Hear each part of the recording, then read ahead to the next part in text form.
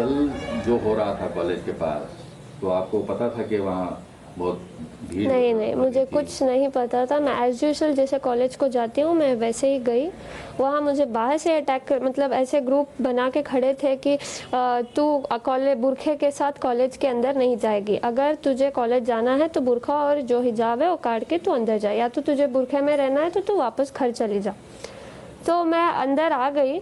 फिर मैंने सोचा कि मैं चुप चले जाऊंगी, लेकिन वहाँ इतने स्लोगन सुना रहे थे सब, बुरखा काट और जय श्री राम ऐसे कुछ बोल रहे थे। सो तब मैंने आवाज़ डाली वैसे। तो आप स्कूटर लेके अंदर चले गए? हाँ, अंदर चले गए। तो उसके बाद क्या हुआ? उसके बाद वही मैं गई, मैंने सोचा कि मैं क्लास के अंदर चले जाऊंगी ऐसे ही करके, लेकिन वो लड़के मेरे पीछे आ रहे थे जैसे कि वो सब अटैक कर रहे थे। 40 मेंबर्स थे, मैं अकेली थी। कुछ ह्यूमैनिटी नहीं है उन लोगों में। एकदम से मेरे पास आए और चिल्लाने लगे। वो कुछ ऑरेंज वाला स्कार्फ पकड़े थे और मेरे मुंह के सामने सब आके ऐसे फिराने लग गए और बोल रहे थे जय श्री राम, चले जाओ, बुरखा काटो, ऐसे कुछ बोल रहे थे। कब से आप हिजाब पहन रहे हैं और इससे पहले कुछ कॉलेज में कोई ऑब्जेक्शन किया? कॉलेज में कुछ नहीं था, सब एज यूजुअल था। हम हिजाब पहन के अंदर क्लास में जा रहे थे। हम बुरखा नहीं पहनते, जस्ट हिजाब डालते हैं, अपना बाल छिपाते हैं और अंदर क्लास में जाते हैं। लेकिन ये लोग तो मुझे कैंपस के अंदर भी आने अलाउड नहीं कर रहे थे। वो बहुत सारे आउटसाइडर्स थे, कॉलेज के थोड़े बहुत थे लेकिन ज़्यादातर आउटसाइडर्स थे। और क्या बोल रहे थे? बुरखा काटो या फिर तुम कॉलेज को नहीं जा सकती, ऐसे मतलब बुरखा निकालो करके मुझे डरा रहे थे सब। मेरे से पहले 4 लोग आए, लड़कियां, उनको भी ऐसे, उनको तो लॉक ही कर दिया था, गेट ही। फिर समहाउ प्रिंसिपल हमारे साथ था, प्रिंसिपल लेक्चर सब मेरे सपोर्ट में थे, सब मुझे प्रोटेक्ट किया। वो ऐसे ही लड़के उनको बुला के गए, वो रो के चले गए अंदर।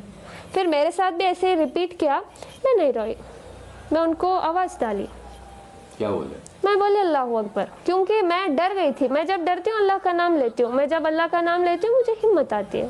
तो आपकी क्या ओपिनियन है इस बार मामले में, हिजाब पहनने के मामले में? अगर कॉलेज बोली कि आप हिजाब नहीं पहनना है कल? कॉलेज में सर, हमारा कॉलेज में प्रिंसिपल खुद ने कहा कि तुम पहन कर आ सकते हो।